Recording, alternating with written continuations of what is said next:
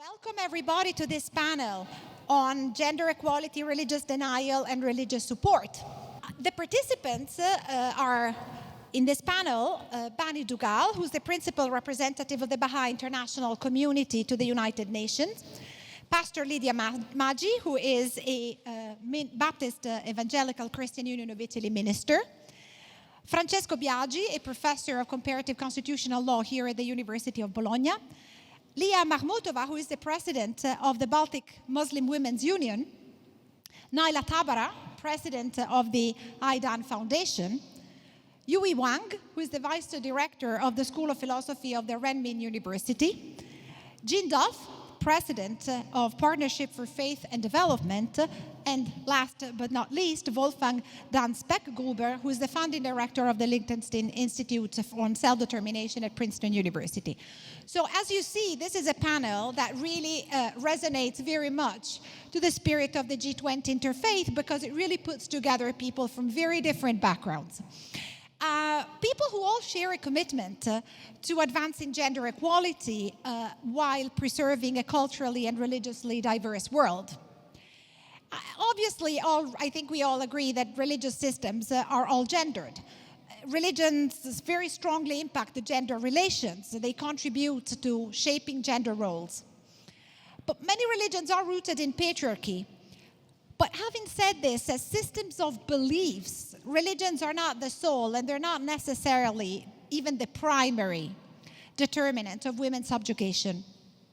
Because religions are interpreted by humans, it is obvious that religions have the potential to be egalitarian as well as to be patriarchal. And in this respect, it is crucial, and this is one of the super interesting elements of this panel, it is crucial to disentangle the cultural, political, and the theological, ethical dimensions of religion. Religions can be empowering for women. We will listen to many speakers who are going to advance these arguments. To women who choose to listen to the egalitarian ethical force of religion, even in contexts that prioritize androcentric, patriarchal interpretations and applications of religious law. We should also bear in mind something that sometimes we don't really think about it, namely that women constitute the majority worldwide of active members of religious institutions. This, of course, allows women to occupy legitimately a place in the public sphere that otherwise might actually be blocked to them. And in certain circumstances, women are able to subvert the place they occupy thanks to religion for their purposes. We have been witnessing women mobilizing against, women from within religion, mobilizing against traditional androcentrism. For example, in 2019, at the Synod of Bishops for the Amazon, a Brazilian nun openly articulated, I think in a brilliant way, the disconnect between women's factual and official role in the Catholic Church. She said, most catechists in Brazil are women. We women, we lead the congregations. We animate all the liturgical aspects of the Mass. We are important, but we are not visible because we are not officially recognized. Moreover, women increasingly engage in theological interpretation. This is something that we will listen from Professor Tabbara. So they challenge this way the monopoly of androcentric exegesis, and they are able to dismantle, or as some women theologians put it, to unread patriarchal interpretations of religion that frequently are presented as the word of God and thus as indisputable. Women theologians really play an invaluable role in terms of promoting gender equality. I really want to stress this. I'm so happy to have Professor Tabbara here for this purpose.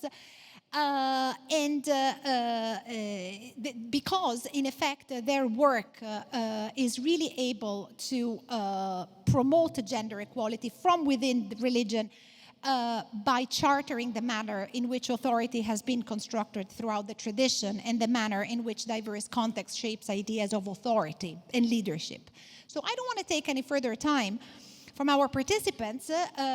All of the participants in this panel bring an invaluable contribution to this debate. So I will now give the floor to our first participant.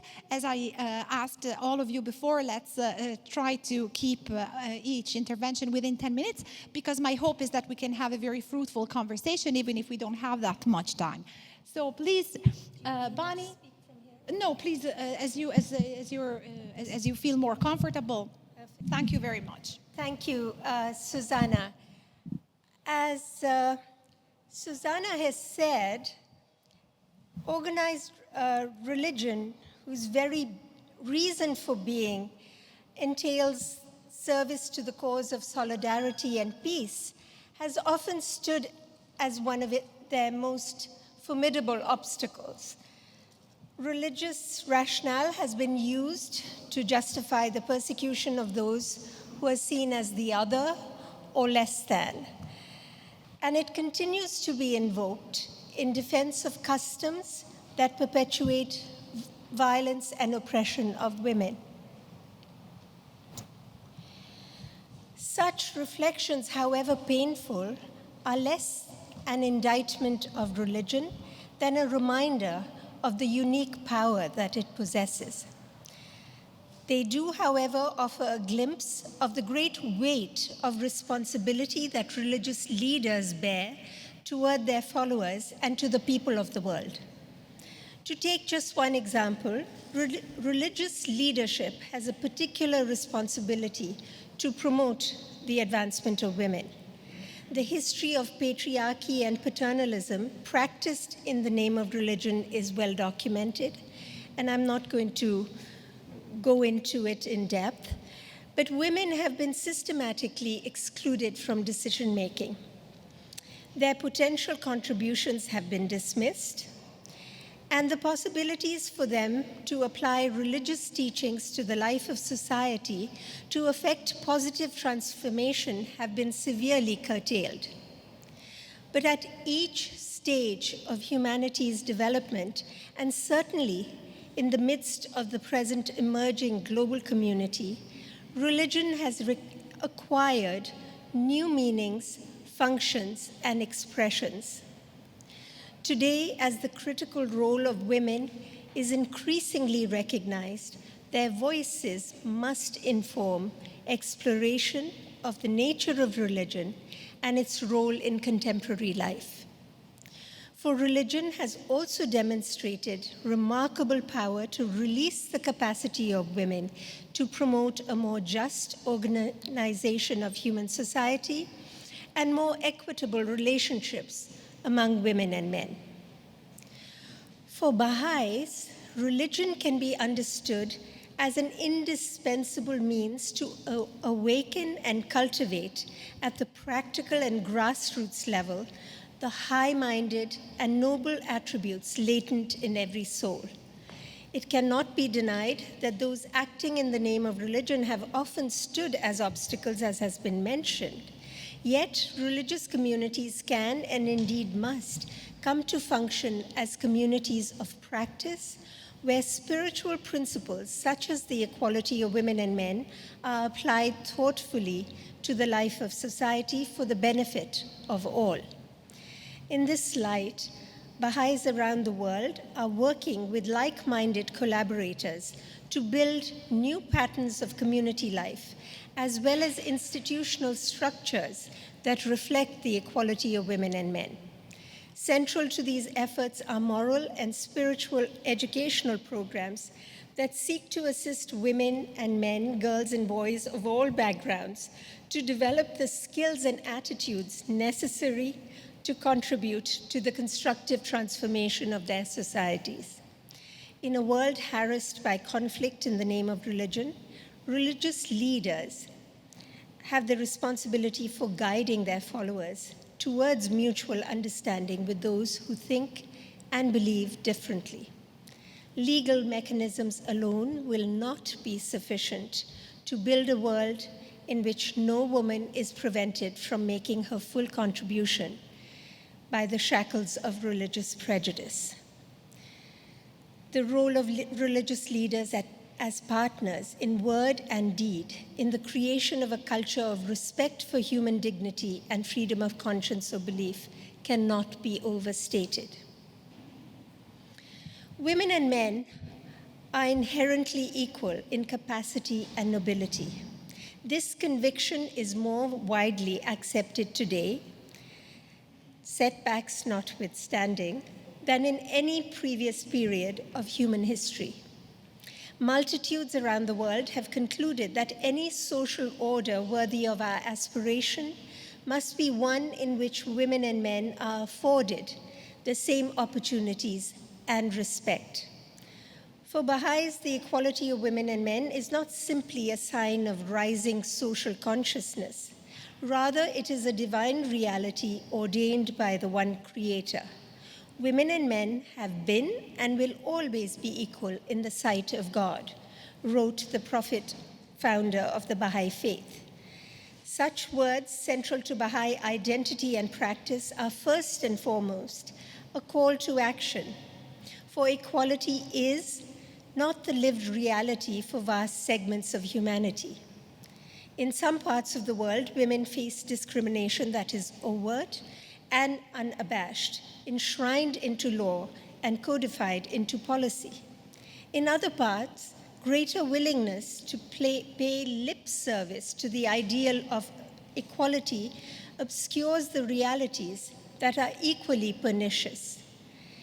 A stubborn linking of female worth with sexuality and shallow definitions of physical beauty, for example, or the need to adopt distorted conceptions of male identity to be found acceptable for positions of leadership.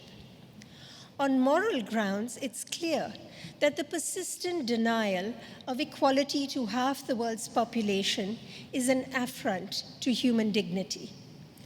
But there is also a growing recognition of the heavy societal cost and danger that a population invites by clinging to ways of oppression and marginalization. When a society refuses to fully draw on the strengths of all segments of its membership, frustration mounts, signs of unrest grow, and even if a semblance of order is maintained, the social order becomes increasingly fragile and precarious. It is no exaggeration to say that the stability of society rests in large part today on the principle of gender equality. This brings us to the question in our discussion today of how religious engagement can prepare women and girls for positions of leadership. In the process that I described within the Baha'i community with others within the community, numerous women are serving in roles such as facilitators of study groups or teachers of classes, and have become key contributors and recognized resources in their local community. As their experience expands, a percentage begins to coordinate the efforts of others at levels ranging from the neighborhood to the national level.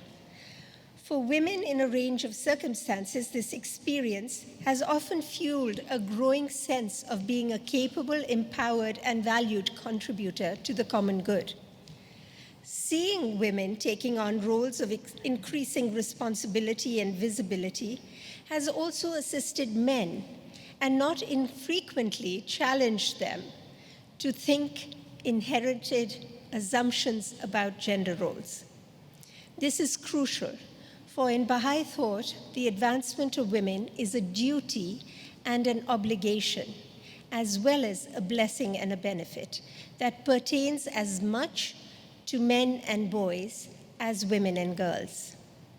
Let it be known once more, the Baha'i writings state, that until woman and man recognize and realize equality, social and political progress here or anywhere will not be possible. Thank you.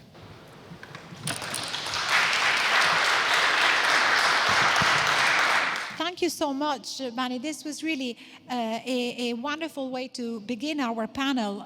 Thank you also for teaching us about an unfortunately little-known religious tradition that obviously has an enormous amount of theological materials to teach us. So thank you very much, very warmly. Now I give the floor to Pastor Lidia Maggi. Thank you. Let me tell you a story from the Bible. A story that has to do with our team, a story that can be a mirror in which we can reflect our time. A story from a book that, even if it is for those who believe the Word of God, bears all the signs of patriarchal culture where this rang out. Because God does not speak the language of angels. Where are we in this story? We are on the eve of entering in the promised land. Before taking possession of it, Israel discussed the modalities of division. After 40 years in the desert, finally the goal is approaching. We begin to glimpse the long-awaited reward. The land is a gift given to a liberated people, but it is necessarily from the outset to establish the way in which the gift can be used. It is at this point that the book of Numbers names the problem of inheritance. Since only male children can inherit, what happens if a man who has not had male children? A case that reflects the patriarchal culture of Israel and that will have nothing exceptional if to plead the cause for the inheritance were women, 5 young women, 5 sisters who find the courage to present themselves publicly before Moses, before the priest Eleazar, in front of the prince and all the assembly at the entry of the tent of the meeting. To present an argument in first person, directly. They request, far from being shy and inexpert, these young women are determined to assert their rights, and they articulate their case with competence and speaking ability. And then they first illustrate the problem, and then they suggest the solution. The problem: we are preparing to distribute the land to each householder. But what will be of our father who died after 40 years in the desert and was not among those who rebelled? A righteous man who had not male children and therefore cannot receive his share of inheritance. Does this mean that the promise of the earth is not fulfilled for him? For those who died on their way through the desert, the promise is fulfilled in the next generation. But why should our father's name disappear in the middle of his family just because he didn't have any sons? And here is the solution proposed by the girls. Give us the portion owned by him. And Moses is forced to return to God's presence to consult on what to do. And God gives the girls right. It is true, I hadn't thought about it. If the girls don't get the land, we are equating the righteous men with the traitors who don't deserve the land. And here is the sentence. The daughters of Zelophehad say, well, you will give them as an inheritance a property among their father's brothers, and you will pass on to them the inheritance of their fathers. These women, these lawyers, set an important precedent that will lead the legislature to have to review the rule of inheritance. Even with 1,000 restriction, thanks to this sentence, a woman in a patriarchal society like that of ancient Israel can take possession of the land. She can have property. And you can still understand the strength of what was decided in the light of the appeal process. Yes, because the father's brothers challenged the sentence and appeal. In fact, the story does not end here. Conflicts on inheritance have always been the most difficult to solve. And so, at the very end of the book of Numbers, in the last chapter, we found the second part of the story, a second degree of judgment. The situation is less solemn. God does not speak directly. The girl's uncle presents their case without suggesting a solution. Indeed, these men are not even able to name the real problem that haunts them. They are scandalized because women have been granted the right to own the land. And where we will end up, at this rate, women will come to vote, to travel alone. But how to say it after God himself has ruled on this? Formally, the problem of the uncle raised is that the clan will lose the land when the girls get married. They will move into their husband's clan, and with them, the inheritance they owned. But Moses does not review his position on it. The girls do not lose the right to inherit, but a limit is placed. The 5 sisters will have to marry within the clan. These are the words of the new sentence. Girls can marry whoever they want, but they must choose the groom within the clan. For women who are not unfamiliar with free choice in affection, for women who are unfamiliar with free choice in affection, these words sound decidedly over the top. 5 enterprising women, 5, like the books of the Torah. Scripture remembers their names. It does not remember the names of their uncles, but repeats twice at the beginning and at the end of the story the names of these young women: Makla, Noah, Ogla, Milcah, and Tirzah. And for the future generation, all women who seek the courage to oppose to patriarchal rules, we remember them. A story that says that it is possible to change. Do we think that our social, cultural, and religious rules are immutable? But if even the law of God, written directly with his fingers, that is coming from the heaven into Sinai, autographed by God himself, was changed only because 5 girls from the law dare to question, who are we? So as not to believe that it's possible to change situation that seems immutable. If even the Torah was discussed from below, why it is not possible to discuss our ecclesiastic rules, the way churches are organized, if there are people that are silenced? And this is not for revolutionary attitude, but in order to be faithful to the style of the law of God that does not fear to be questioned. The story closes at the adventure of a group of slaves searching for freedom. It is a part of the great story of Exodus. The founding event of Israel, the identity of God's people, is connected to this central story of Israel. So central that Jesus himself rewrites with his life, Exodus.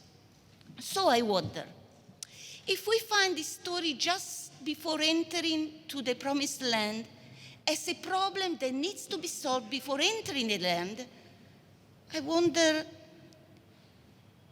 is it a possible sign that my freedom may not be a real freedom if around me there are people that do not have the same rights as I have? It is a possible sign that my justice is not a real justice if some people around me do not have their rights recognized. As you see, the question of gender is a concrete issue that involves everyone, even God, because a law of God that discriminates girls among boys, blacks among whites, Protestants among Catholics, Muslims among Christians, or on the other way around, deforms the face of God and makes my faith a cause of scandal for my sister and my brother. Thank you for your attention.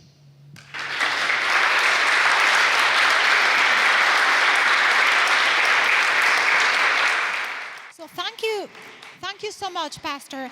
I am so glad that you told this story, because I think there's two extremely important points that you raised. Well, the first, of course, is the idea that women within religion, since the dawn of times, have been able to challenge patriarchal rules, to challenge religious laws that determine how women can live, if they can own land, who they should marry, with whom they should have children.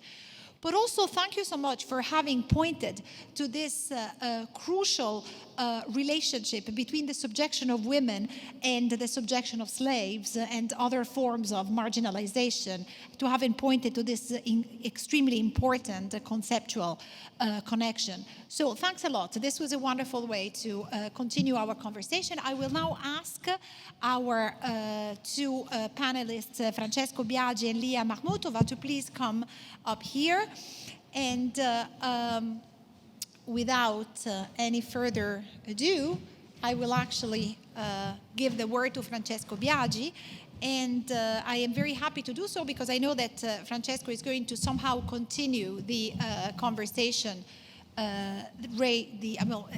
by developing some of the arguments raised by our two previous speakers, but within the context of the contemporary Arab world. In the first place, I would like to thank the organizers of this massive event. I really think they did a terrific job. I also like to thank Susana Mancini for inviting me to this wonderful panel, rich of incredibly prestigious speakers. In my intervention today, I will say something regarding the extent to which women can be considered citizens in Arab countries after the so-called Arab Spring. And I will also briefly discuss some of the calls made in the past few years by prominent religious leaders and institutions towards a more equal citizenship, irrespective of one sex and religious denomination. My starting point is the following. We must acknowledge the fact that the constitutions that have been adopted after the so-called Arab Spring have significantly strengthened women's rights and gender equality. Just a couple of very brief examples. The 1996 Constitution of Morocco only granted political rights to women, whereas the 2011 Constitution, adopted after the Arab Spring, declares that the man and the woman enjoy in equality the rights and freedoms of civil, political, economic, social, cultural, and environmental character. Another example is the 2014 Tunisian Constitution, which is by far the most advanced Arab constitution when it comes to women's rights and gender equality. And moreover, we should also remember the fact that Tunisia was also the first Arab country to withdraw all its reservations to the Convention on the Elimination of All Forms of Discrimination Against Women, the so-called CEDAW, and this happened in 2014. Unfortunately, there are still cases in which gender equality has not been recognized. The latest draft constitution of Libya from 2017, for example, stipulates that marriage is not founded on the equality between the spouses, but rather on the complementary roles between its members. And obviously the expression complementarity very much recalls the idea of women as exclusively as mothers and wives. So there are some negative examples, but as I said before, the good news is that in general terms, generally speaking, new Arab constitutions have reinforced women's rights and gender equality. And in my opinion, this formal improvement is an important step forward that should not by any means be underestimated. However, as could be easily predicted, in most of the cases, words were not followed by deeds, a fact that prevented women from substantially improving their condition.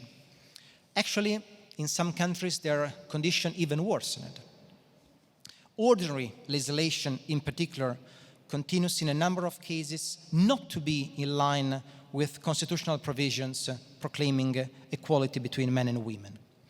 And not surprisingly, the social, cultural, and religious context is the factor that more than others continues to determine the strongest resistance to the improvement of women's condition. In several cases, there is still a prejudice against women, a prejudice that is endemic throughout society. And this prejudice leads to everyday discriminations at work, in schools, in bureaucratic settings. And very often the problem is that those who are implementing the law are acting within a state that has normalized discrimination. So women de facto clearly remain second-class citizens in Arab countries. At this point, it is quite easy and also quite understandable to be pessimistic about the future of women in the Arab world. However, I think that there are also reasons to be more optimistic, or at least less pessimistic. Why?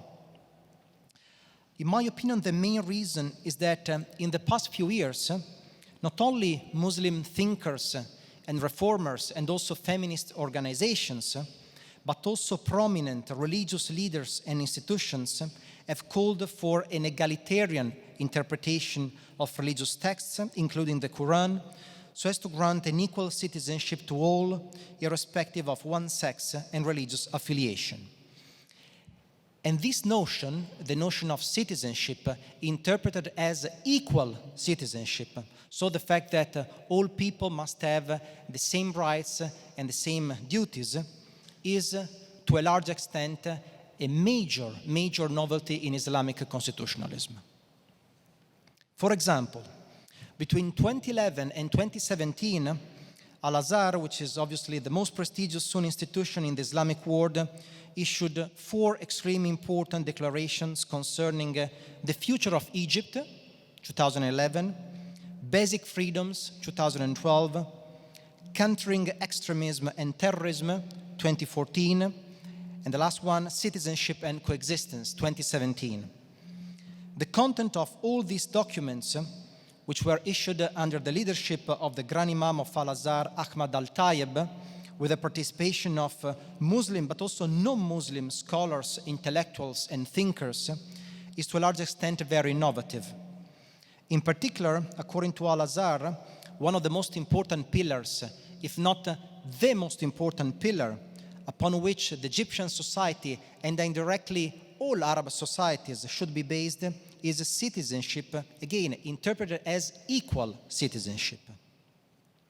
I don't have much time left, so I would like now to draw your attention to the document on human fraternity for war, peace, and living together, which was jointly signed by the Grand Imam of Al-Azhar, Ahmad al-Tayyib, and Pope Francis during his apostolic journey to the United Arab Emirates in February 2019.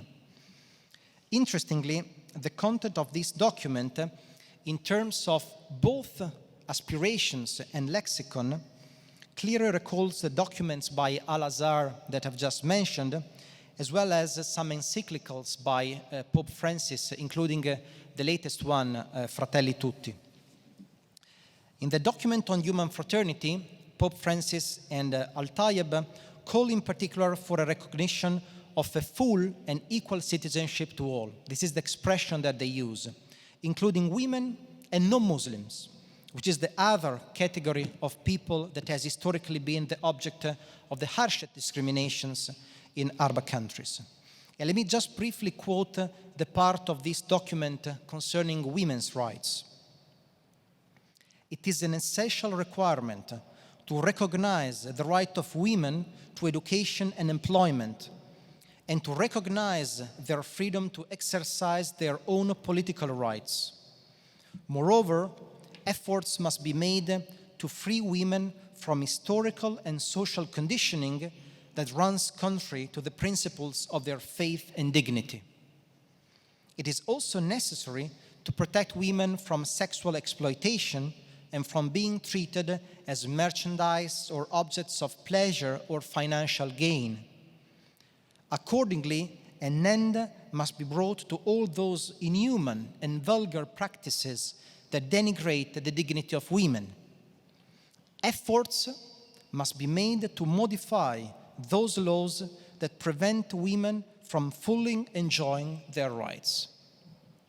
So the key point that I would like to make is that since, as we all know, religion exercises a very profound influence on law and society in Arab countries, this new, more egalitarian approach suggested by Al-Azhar, but also by other religious leaders and institutions, might contribute to fighting against the prejudices and might also lead more easily to the adoption of legal reforms aimed at removing, or at least aimed at reducing, the discriminations against women and non-Muslims towards a more equal citizenship. And interestingly, some of the documents issued by these religious leaders and institutions explicitly declare the need to carry out these type of legal reforms. The document on human fraternity by Pope Francis and Nayla Tabbara that I've just mentioned explicitly states, and I repeat that efforts must be made to modify those laws that prevent women from fully enjoying their rights.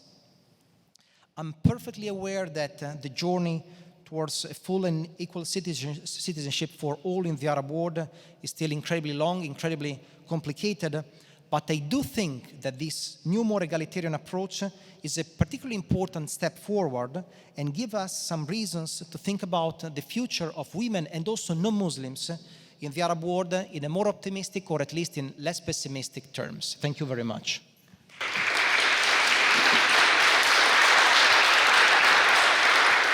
Thank you very much, Francesco. Thank you for this brilliant acknowledgement of the constitutional dimension of women's citizenship. Thank you so much for bringing the very issue of citizenship to the table. This is a crucial issue, and it is also, it seems to me very interesting how much the battles that you talked about for the full integration of women mirror the battles that have been fought by feminist movements in the West. The concept of citizenship is an exclusionary concept. Thank you also for bringing into the issue of non-Muslims. The problem of diversity is an overall problem, so it was particularly important that you brought these two concepts together. I will now give the word to Lidia Mcmotova, and please. Ladies and gentlemen, brothers and sisters, it is a big pleasure and honor to be here and with you and the participants in such an important session about gender equality.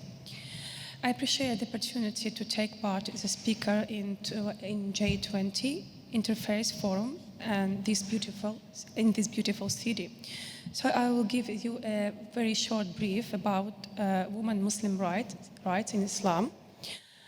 When we are dealing with the Islamic perspective of any topic, we should be a clearer distinction between the normal teaching of Islam and the diverse culture practices among Muslims, which may or may not be consistent with them. In identifying what is Islamic, it is necessary to make a distinction between the primary sources of Islam and legal opinions of scholars in specific issues which may vary and be influenced by the times, circumstances, and cultures. This topic can be divided. My topic is about Muslim women rights in Islam, can be divided in the spiritual, economic, social, and political aspects. I will bring only a few examples, few points. So about spiritual aspect, according to the Quran, men and women have the same spiritual human nature. It is He who created you from a single person and man He's made of like nature, in order that He might dwell her in love. Quran 7:188. Both genders are recipients of the divine breath, since they are created with the same human and spiritual nature, nafsun wahida. But he fashioned him in a due proportion and breathed into him something of his spirit and gave you the facilities of hearing and sight and feeling. Little thanks to you give. Both genders are dignified and are trustees of Allah and our Khalifa. We have honored the children of Adam, provided them with transport and on land and sea, given them for sustenance and think good and pure, and conferred on them special favor above a great part of our creation. According to the Quran, woman is not blamed for the fall of man. Pregnancy and childbirth are not seen as a punishment of eating from the forbidden tree.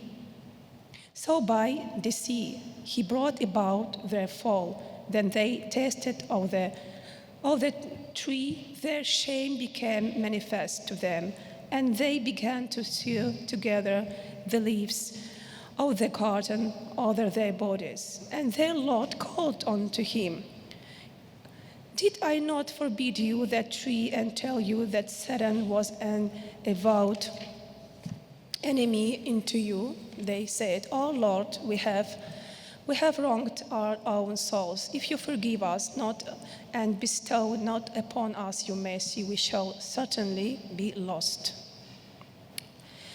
Men and women have the same religious and moral duties and responsibilities. They both face the consequences of their deeds. For Muslim men and women, and for believing men and women, for devout men and women, for true men and women, for men and women who are patient and constant, for women and women who humble themselves, for men and women who gives in charity, for men and women who fast, for men and women who guard their chastity, and for women and men and women who engage much in Allah's praise for them, has Allah prepared forgiveness and great reward. Quran 33:35.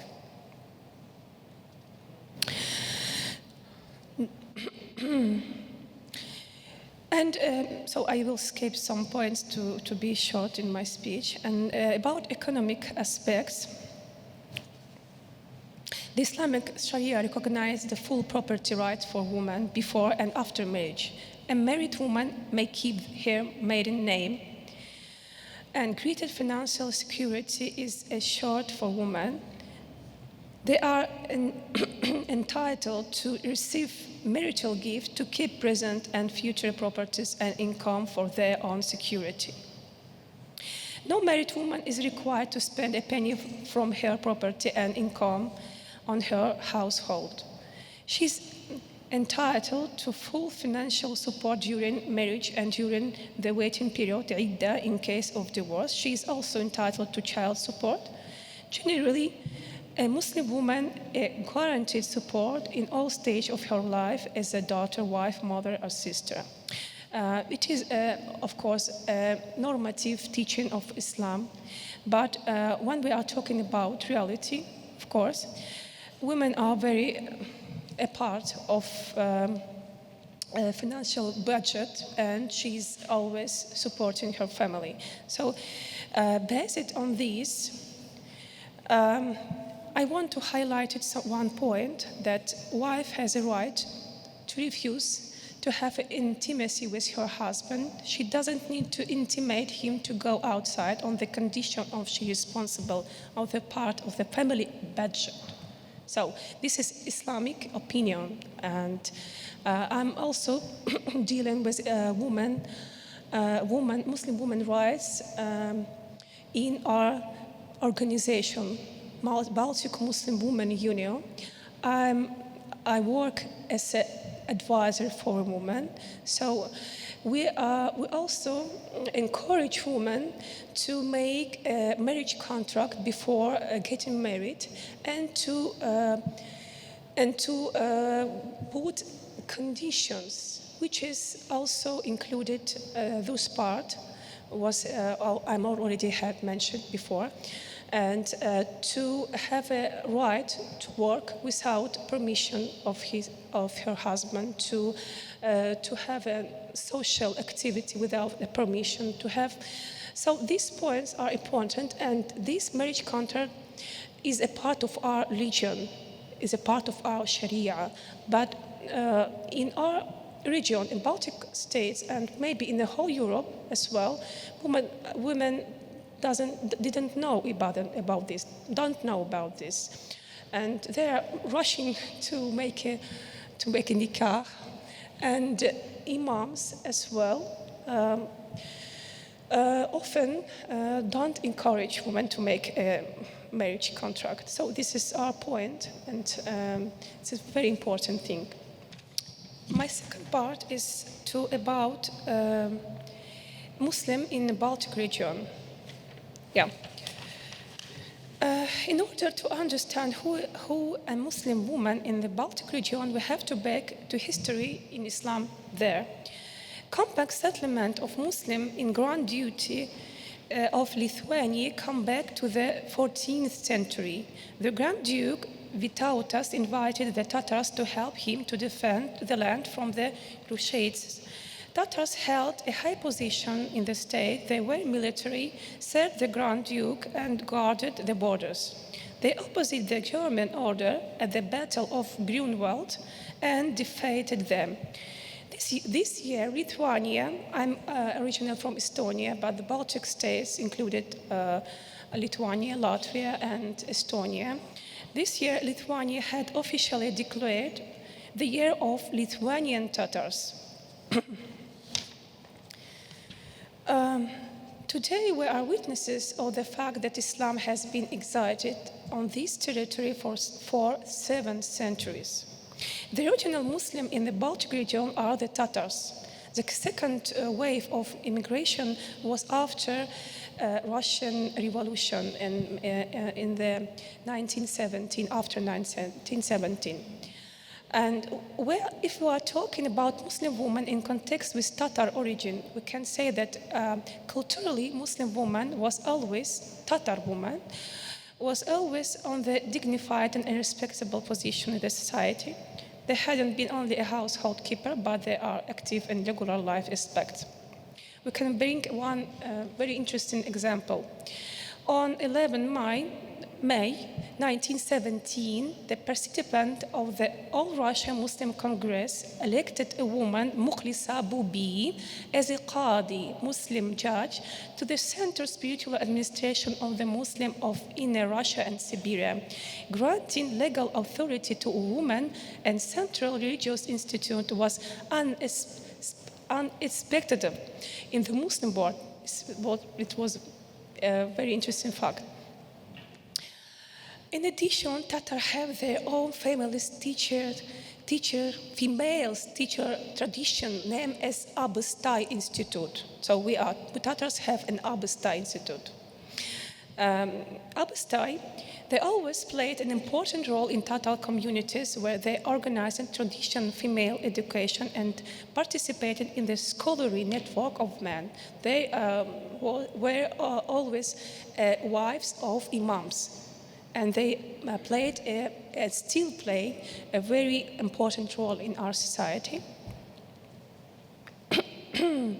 Nowadays, we have in the Baltic Women Muslim Union, which is represented 3 Baltic states. And I'm dealing with Muslim women's rights by working as a family law advisor, by raising the awareness between Muslims. I can say there is no problem with infringement of the Muslim woman right, but the sense is that there in only one side submission of knowledge, interpretation, and lack of the Islamic knowledge of the women's rights, and confusion between normative teaching of Islam and the diverse cultural practices among Muslims. Thank you very much.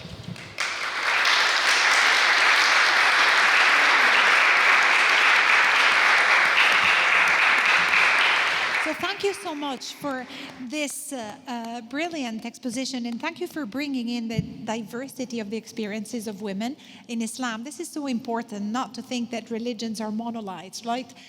This was particularly enlightening, and thank you also for mentioning the experience of women teachers.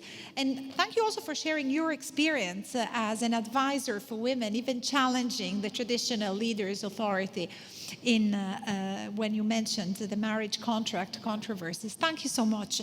So I will ask both, well, Francesco already left, so I will ask you to please sit with the public, and I will ask Professor Tabbara to join me here as Professor Wang will join us via Zoom. Thank you very much. I'm very happy to be on this panel, and especially with you. After I had been here more than 2 years ago, before Corona, to give a lecture also to your students about Islamic feminism and feminist interpretation of the Quran. Yet this is not what I will be talking about now. I wanted to talk more about a practical experience that we are doing now in Lebanon. This experience is in partnership with the Danish Ministry of Foreign Affairs, and here with Ambassador Michael Soor present with us, and with Dan Mission. And it is about personal status laws in Lebanon, personal status laws, or also called family laws. For those, to brief you about the situation in Lebanon we do not have civil personal status laws, only religious personal status laws. Somehow there is an Article 9 in our Lebanese constitution that recognizes freedom of belief, but also recognizes the right of the different communities in Lebanon to have their own schools and their own courts. But somehow, from this recognition, it became as if it was the sole propriety of the religions to have courts of personal status laws. Until now, we don't have a civic law. There is a large civil law for personal status laws. For some time now, for decades, feminist NGOs have been asking to have a civil personal code, but until now it has been met with refusal, whether from politicians, from religious leaders, or from also the people. So this is where we came in as Adyan Foundation, and Adyan, our foundation, means religions in the plural. We have 15 years of experience, not only in education on diversity and on inclusive citizenship, but also in working with religious institutions for the values of public life and human rights. So instead of, and trying also to bridge the gap between the different components of society that work in this regard. So instead of having a polarization between civil society and feminist organizations on the one hand and religious institutions on the other hand, trying to bridge that gap together in order to do a change in these personal status laws, while also believing that on the side other organizations are working for civil personal status codes.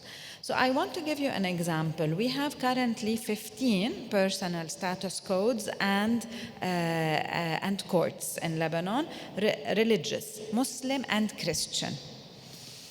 And working on those, you realize that actually we have the same problems in both, in the Christian and Muslim courts.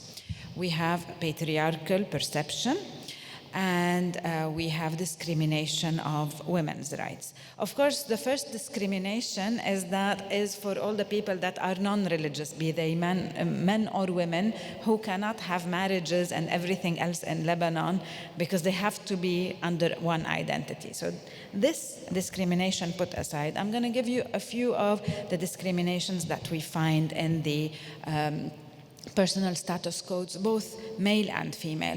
The most famous one is, of course, the question of custody of children. Women in those the different personal status codes cannot keep their children for a long time. In some of those codes, they lose their custody of their children after a divorce when the kids are 2 years old, at that young of an age. With others, they can keep until 14 or 15, but as soon as the woman remarries, she loses the right of the custody of her children, whereas the man, if he remarries, doesn't lose the children. So you can see that. The second also important discrimination that is found across Christian and Muslim also courts is the issue of guardianship. So guardianship is different than custody. Guardianship is the one who takes the decision concerning the children, including deciding which school they go to, including opening a bank account for the kids, and including travel for the kids. Recently, we've had reforms that have allowed to speak about parental and not fatherly guardianship. But as soon as the father passes away, in all our courts, guardianship goes to the uncle. So the woman, even if she has the custody of the children, she's raising the children, but she's not taking the decisions. It's the uncle who decides which school they go to, where they will live, everything concerning the children. So as if she has no value herself, and as if she's not a full citizen in a way.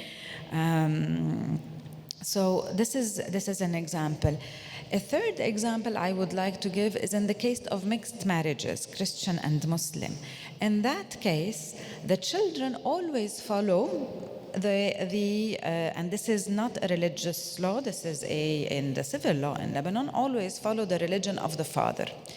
But in the case of a death in the family, the woman is considered, because she's from a different religion, whether she's a Muslim married to a Christian or a Christian married to a Muslim, she's always considered as if she's the odd one out, as if she's from outside the family, because at the moment of death, whether hers or the husband, she does not inherit nor give inheritance, because she's from a different religion. So she raised those children. She was there, but at the moment of death, she's somewhere else. Of course, also at the moment of death, if she has kept her religion, she is also buried somewhere else. So you can see that all of those discrimination. Also, we have discrimination in access to justice and access to divorce or annulment of marriage. Access to divorce in Islamic courts is way more difficult for women than men, and when they are granted access to divorce, they have to lose everything, to give up everything, to give up alimony, to give up also seeing the children, and the same we find also seeing the children in Christian courts. Also in Christian courts, she cannot ask for an annulment for violence. So violence is not recognized as a cause. Abuse and violence is not recognized as a cause for annulling the marriage. So these are some of the examples, but the examples are very much anchored in both the courts. So what we are doing, as I told you, we're trying to work with the religious leaders, and thus I chose to speak about this, because here we're talking about religious denial and religious support. What we've done is sessions with religious leaders to talk about these issues, and definitely we see denial and support. The denial is that, no, we're not patriarchal. Most of the time we found that the Sunni would say, oh, we're better than the Shia, and the Christians would say, oh, we're better than the Muslims. So we're always not patriarchal in comparison with the others who are worse than us. But what we did also is one-on-one interviews with all the religious leaders and the persons in charge of the courts. And the interviewers were always, the interview was trying to be positive, asking them, where can we do the reform? On what texts and on what grounds can we do the reform? In Egypt, they did this. Can we do this here? In Tunisia, they did this. So we're giving some examples of other countries, of possibilities for reform, to ask, or comparing sometimes the different Christian communities, telling them, well, the Protestants did this, can you do this here? So this is the this is the way to try to open their eyes to what's happening, because sometimes they actually don't know what is happening otherwise in other parts of the world, what is happening in theological reinterpretation of some verses, for example, in Islamic, some verses of the Quran by the feminist reinterpretations. For those who don't know, there is a big organization called Musawa that is working on Muslim personal status laws all over the world for that. So we've been working with them on that to make them aware, and a report will come out of all the issues from inheritance, age of marriage, custody, guardianship, alimony, all of those issues. What is the actual situation, and where are the possibilities of reform according to anonymous religious leaders? So, and I'm saying with what we've seen the whole range, from the complete denial to some denial to supports. But the support, most of the time, is still hushed. So you would have You would have a religious leader telling us, I am with the change, 100% with the change, but I cannot say my name, because some of them have already spoken for change, and because they've spoken, they were told by the religious authority, next time you don't speak. So we're taking them anonymously and pushing for that. And what we are doing in parallel, we are doing a campaign now, actually. There is a campaign on the TVs in Lebanon showing the discrimination through very short videos that are like a soap opera. So showing how it's the uncle who chooses for the children after the death, showing those questions through a soap opera, and with the slogan that this bad soap opera needs to end. So this way, saying that, and showing also that we can all together work to change this.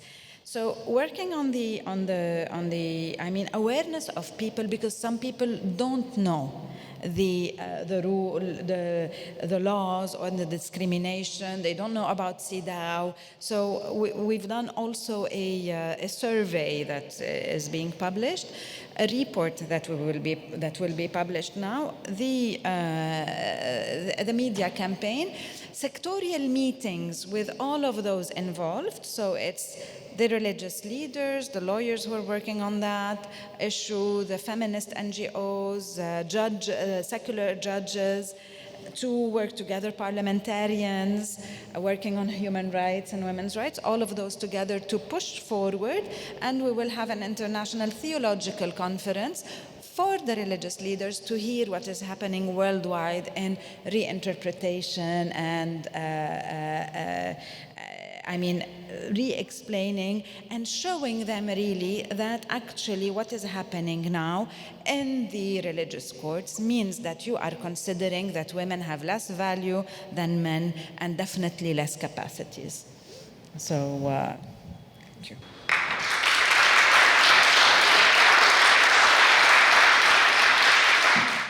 Thank you so much, Nayla, for this incredibly rich presentation. You raised so many points that it's difficult to make any comments. I just want to emphasize how important it is, your emphasis on social mobilization and social, including through the media, how avoiding polarization is necessarily something which has to go through this very patient work that you're doing with different actors. Thank you also for mentioning how very often the problem is the projection of patriarchy onto somebody else, another other, so the Shia, the Sunni, etc., which is an easier way rather than to confront what are our own shortcomings. Thank you for emphasizing the importance of knowledge and dialogue. I thought it was so interesting when you said that It really makes a difference to bring into the conversation the experience of other states, of other countries. So this really should make us even more aware of how important it is that we keep talking to one another and exchanging and engaging in this dialogue. Thank you so much. And now you can stay until Professor Wang, as you prefer, as you're more comfortable. So now I invite Professor Wang to address our panel. Hello, can you hear me? Yes. Can everybody hear? Okay. Hello, everyone. It's my honor to be here to participate in this panel. Actually, my presentation is an extension of previous speeches. It will show how some religions have different practices in different places. My discussion will be based on the case of Chinese Islam.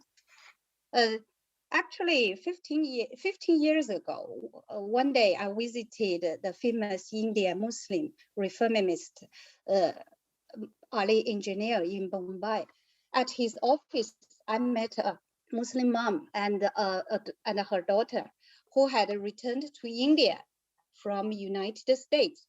During our conversation, the mother doubted why she can attend the Friday worship and mosque in the United States, but in her hometown of India, she was excluded from Friday gathering at the mosque. So this question also made me very curious. So I'm thinking, do Muslim women have the right to participate in the Friday prayer in the mosques? Is attending the Friday prayers an equal religious right for women and women? Does the support and the denial of this right come from the scripture of Islam? In other words, what is Islam's attitude towards gender equality? Is it as explained by the Taliban, or is it as interpreted by some Islamic feminists? For example, they usually say it's women and men are equal but different.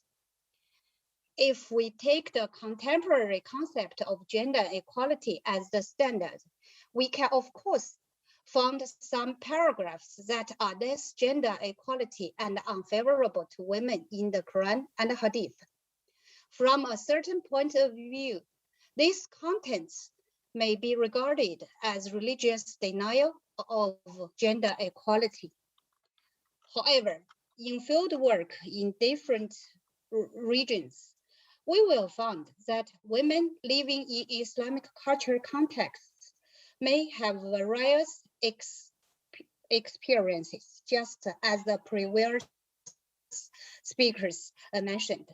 What we need to distinguish is what degree that their rights and status depend on religious doctrine, and in what degree depend on the historic and social contexts. Today, I would like to illustrate this issue by the example of Chinese Muslim women. I have some pictures. I want to share my computer screen. I'm not sure it can work. I will try. Oh, okay. It said I'm not allowed to share my screen. I'm not sure. So it's okay. I have visited many mosques in different parts of the world. No problem. I can share those pictures of Chinese Islam after my presentation. No problem. I can. It's not possible to share your screen. I'm sorry about that. We just checked with our technical team. Oh, okay, no problem.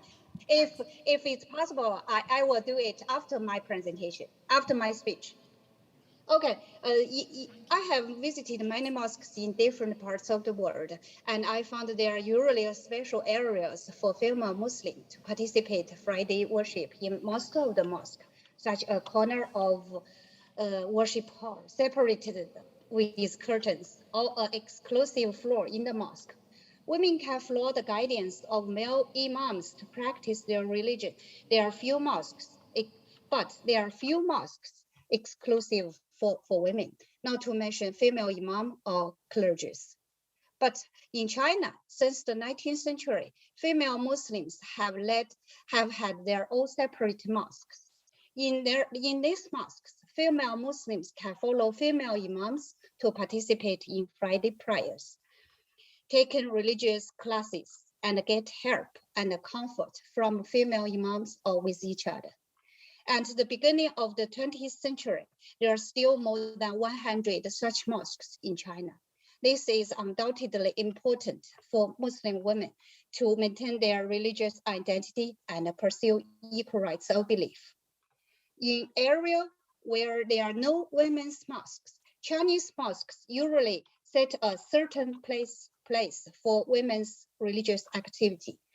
Muslim women can do individual and group prayers here and can also participate in various study classes. Such places usually are called women's school.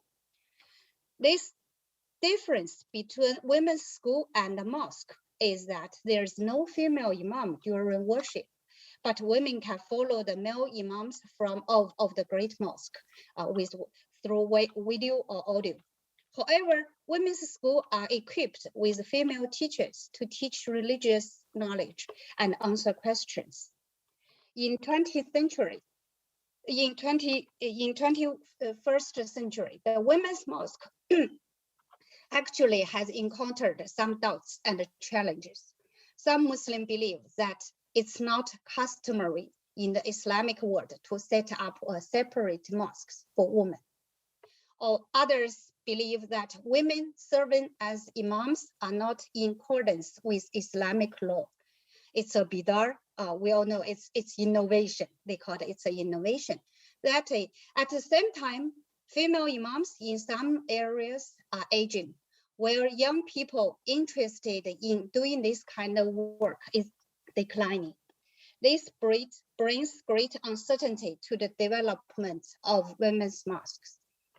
However, in the field work, I still meet some young Muslim women who are willing to take up this job. They are well educated and devout. For them, seeking knowledge is the common right of male and female Muslims, and seeking guidance and salvation is also the common right of all Muslims. For them, it's clearly recognized in Islamic scriptures. We all know religious scripture is fixed. It cannot be changed. Social space is a complex and a dynamic concept which varies depending on influence of life experience, autonomy, and will. Thanks to the efforts of Chinese Muslim women, Women's Mosque not only provides religious education for women, but also transmits the concept of social justice and gender equality to women. This is the support of gender equality rather than denial. Thank you. That's my presentation. Thank you. Thank you very much, Professor Wang, for this very fascinating presentation concerning the activism of Islamic women in China. So I'm sorry about the technical issues that we experienced. And now I will call our last two panelists to please, well, one is already here, so you can, thank you so much, Nayla, and I will now give Jean the floor. Thank you, Susana. How's everybody doing? It's been a long, very, very interesting morning, and I'm so pleased to be able to be part of this panel on faith and gender equality. In my work over the years of forging collaborations between faith and secular groups, I've spent a lot of time trying to understand and navigate the complex range in faith context, the complex range of beliefs and attitudes relating to gender justice. My perspective then is not as a gender equality expert per se, but rather as a student of what it takes to work across differences in gender and sexual and reproductive rights to forge common understanding, common ground for action, and the common good. You might see me perhaps as an activist for doing what's more of what's working. I've been privileged to serve as a member of the Interfaith Working Group for the G20 Interfaith on Gender Equality under the chairmanship of Audrey Kitagawa, who is with us today. The group focused within the context of the huge setback on gender equality that has come with COVID, and has made 6 recommendations regarding collaboration between religious communities and state bodies to progress towards equity in the context of COVID and in the context of COVID recovery. I would refer you to the the G20 Interfaith website for the detail on those recommendations, but I'll be using a couple of them, flagging them in my presentation. The title of this session really sets up the tension and the paradox. So gender equality, religious denial, and religious support. And we've heard a lot about the extremes of that, both from the legal and the social dynamics from previous speakers. Catherine Marshall has said that religious institutions are, quotes, virtually the last bastion of glass ceilings preventing women from exercising public roles. Male hierarchy and patriarchy are often driven by belief in male superiority, and yet religions affirm the intrinsic humanity and dignity of all persons and have the influence and trust to change hearts and minds and lead transformation on gender-related attitudes and norms. We know that. Michael O'Flaherty, a fellow countryman of mine who I met yesterday, who directs the EU Agency for Fundamental Rights, reminded us yesterday how the pillars of decency in society are grounded in faith-inspired beliefs and values, pointing out that the 5 foundational EU values are dignity, freedom, equality, solidarity, and justice, all values grounded and embedded in the traditions of the great religions. We need to practice what we preach.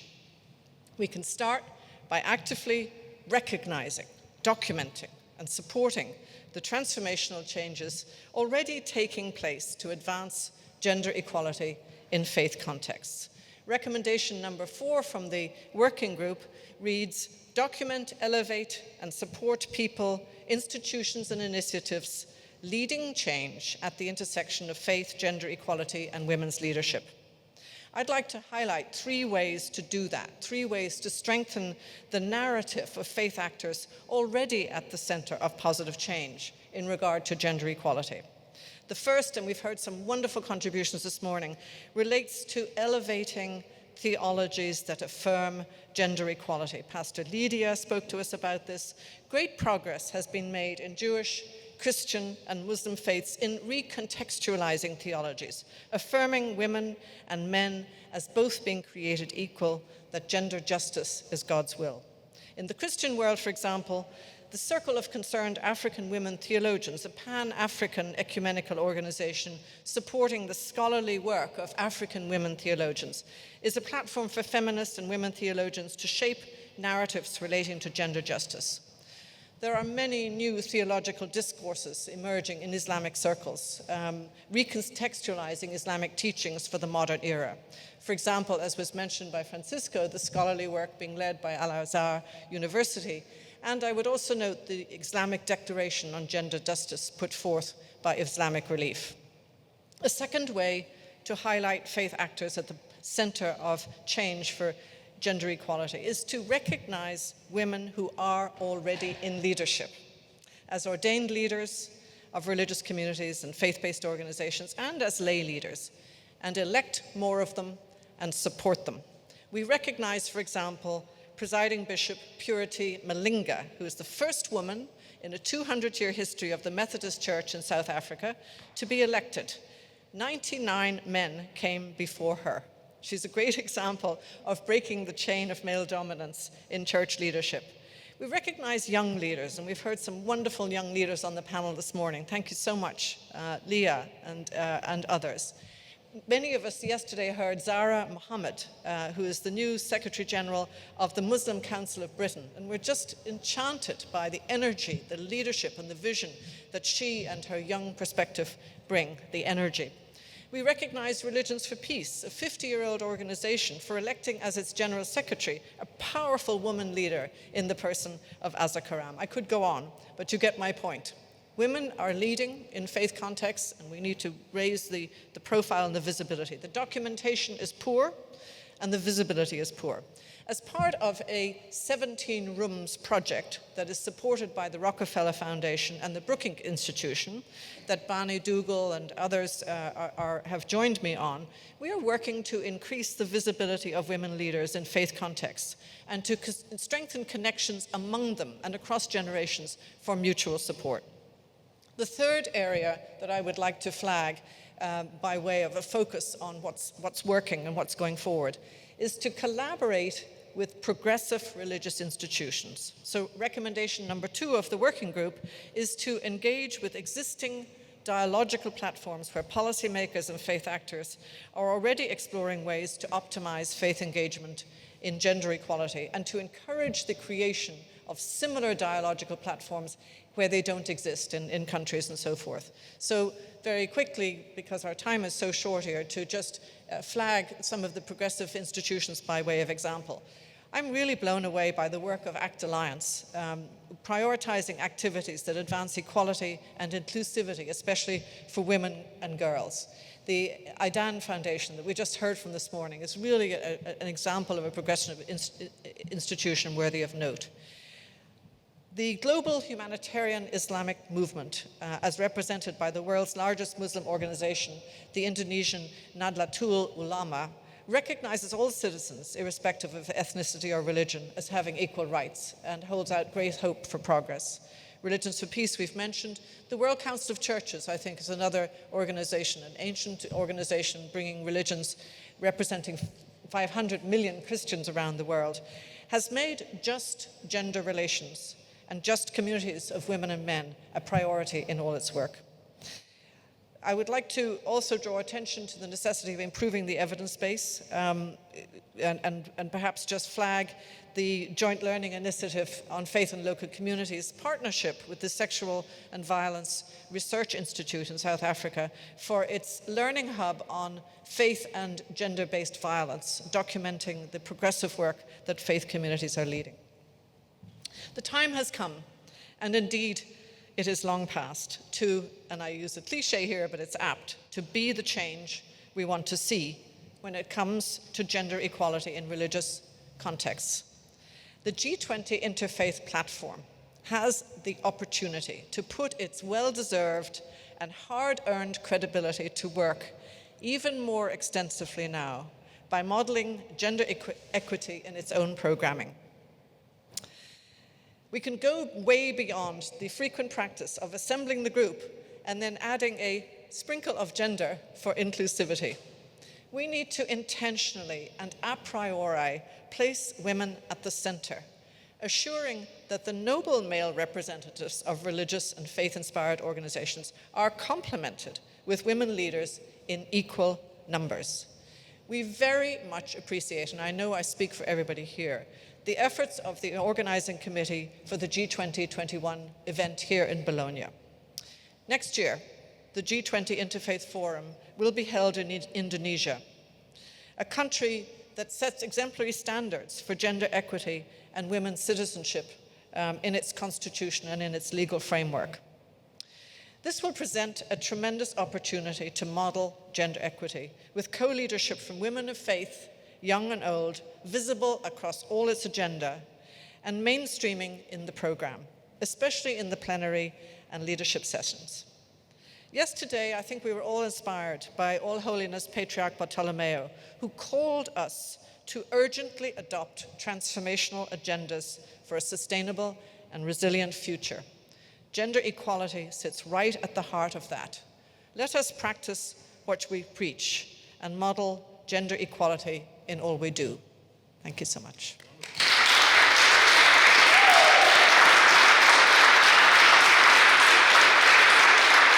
Thank you so much, Jean.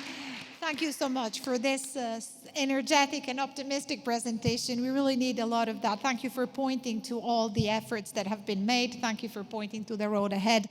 I particularly value your point that progressive religious faith has NGOs, etc., must be part of the conversation. Sometimes I think there is this widespread impression that conservatives own morality, that conservative voices are authentic voices. Well, that's not true at all. As you correctly showed, progressive segments and the progressive dimensions within religious traditions is not a lesser voice by any means. So thank you very much for pointing that. Thank you also for pointing to the fact that we have to adhere to our standards.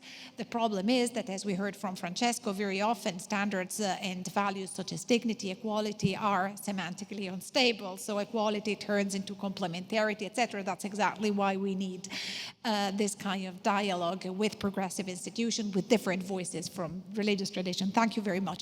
So last but not least, I now give the floor to Wolfgang. Thank you very much. I would like to actually take this brilliant and meaningful energy, much appreciated, and bring it with you, take you somewhere completely different. I bring you to Afghanistan. I have worked on the country since 1982. I have visited it many times, even under combat, and can only say that's the example of what the previous speaker just brought in non-verbal energy to you. The resilience, the determination, the meaning, and the work of women.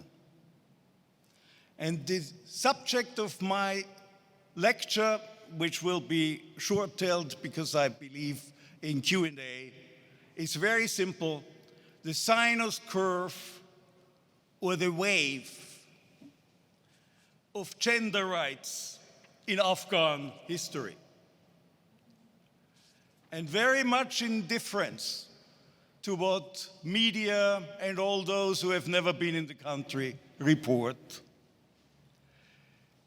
Much of that society, much of the resilience, the survival, the beauty, and the depths of that country has been carried by women. So, very much in difference to what our sometimes so off mainstream media reports, Afghanistan has seen an amazing flowering of civil society. Former Afghan students of myself are running or have been or had been running most successful businesses, from saffron to whatever applied, to textile. And if you hopefully occasionally visit BBC World Service, you might just have seen a report yesterday about new kinds of protests through cloth, through all kinds of imaginary acts by women. But there has been a word missing in most of this wonderful conference, and I actually applaud the organizers, and I think it's an amazing achievement. And I am doing now a hand movement which all my Princeton students have seen me doing since years. Technology, social media. One of the reasons why we have a complete break in the empowerment of women is from 2001 on, with the entry of Western forces into Afghanistan, the cell phone got introduced. And the cell phone is perhaps the most powerful instrument of equalization of communication and of conveying messages and images instantaneously. So that, as much as in the Middle East, as much in the Green Revolution in Iran, has not only changed but empowered women, independent who they are, where they are, how wealthy they are, how influential their families are, as long as they are relatively close to a cell phone tower. So, just for brevity, there have been many phases in Afghan history, and the country itself went through several wars, as we know, at least 3 English ones, which the last one, the third Anglo-Afghan war, was only finished 1919. And then something happened without which, understanding it, you cannot grasp the situation of women in Afghanistan or the Afghan society. Afghanistan has a long border with Iran. Afghanistan had an important border with the Soviet Union. And Afghanistan, lo and behold, has a long border with Pakistan. And through these three, and it borders on China. And through 3+1 angles, you feel already the influence. So when the last Anglo-Afghan war was terminated in 1919, and when we had the changing war of the world roughly 100 years ago, 1919, the Great War, yes, we call it also the First World War, but it was the war which changed empires and diminished empires. As an Austrian, I know what I'm talking about. This permitted then a radical modernization influenced also by Kemal Atatürk, and women became ready and permitted to join education. And eventually there was a development of a kingdom which really only changed in 1974 and was then abolished, and there was the creation of a socialist republic. But during that period, Afghan women and the society flowered. I would urge you to try to see on the web pictures of Kabul of the 1960s. Full empowerment, however, Afghanistan very dispersed and no central authority. When I visited Afghanistan first time in 2002, it had 38 kilometers of roads throughout a country the size of France, and with around, at that time, 25 million inhabitants. The real issue for reticence of women empowerment did not happen, as it is generally said, through the Soviet occupation of Afghanistan.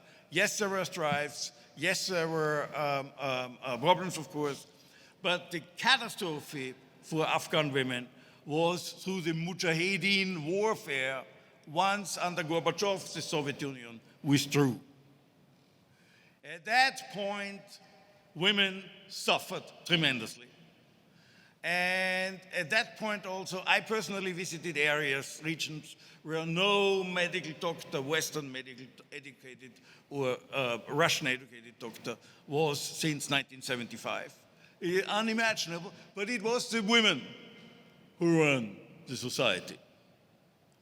And in this Mujahideen period, from roughly 95 to 2001, it emerged the Taliban, which was fed by Saudi support, by Pakistani support, and also originally by Western support, and was actually welcomed quasi, especially on the country, on the rural areas, to bring some kind of stability in it. And yes, women were banned from the street, but some of them, I heard it personally, felt a bit more secure anyway within their realm and protection. And it was them who, on their own, here comes the R word of resilience, contributed to education and empowerment of the family. The role of the women in this part, in the communities, was, bless you, was extremely important, and they were protected. But nevertheless, their outside appearance was extremely curtailed. And the role of young women and girls, loving father of 2 daughters, was, for our Western standards, just unimaginable. You would actually marry them off for whatever reasons when they are just being able to be pregnancy around 11, 12 years old. So for us, it all changed 2001. It all changed 2001 after 9/11, 20 years ago, with 2 important things. The West came in with all its technologies, but there is another term I want you to take away from here. The PRT, the Provincial Reconstruction Teams. And I say this in Italy, which had one of the most beaming PRTs. There were sub-places in Afghanistan where a Western country took it on with all its effort and power to bring in assistance, to bring in education, to bring in empowerment, and yes, of course, to bring in technology. So you had, I have here, I'm at Princeton, I've been running Afghanistan since ever, and in my own institute, and we summarize international graphs, charts, and maps in all languages. And for preparation of this year, I bring a World Bank chart which speaks about gender parity and literacy among youth in Afghanistan. And just to give you an idea, 1110 would be equal. In 1960, according to the World Bank report, it was 0.2 for gender, here on the bottom. In 2020, it was 0.8. And oh surprise, the boom came up straight in 2001. How old is the cell phone? Oh, 18 years, 15 years? It was precisely that. I think one of the most underreported and underconcerned evaluation of the empowerment for women is the role of social media and technology. And yes, unfortunately, it will also go towards control. And this is one of the messages I give to the G20.